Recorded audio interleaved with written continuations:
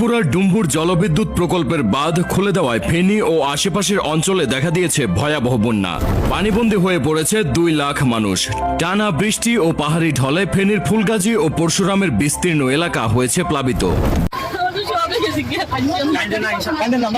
উজান থেকে নেমে আসা পাহাড়ি ঢল ও কয়েকদিনের টানা ভারী বর্ষণে পানিবন্দী হয়ে ঘরছাড়া কুমিল্লার 3 উপজেলার লক্ষাধিক মানুষ।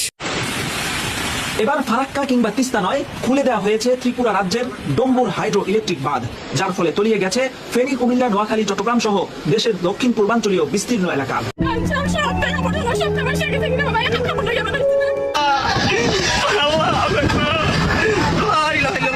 যত দূর চোখ যায়। সম্মানিত দর্শক মণ্ডলী, থই থই করে বাড়ছে বাংলাদেশে ভারতের পানি, যেখানে কুমিল্লা, নোয়াখালী, ফেনী সহ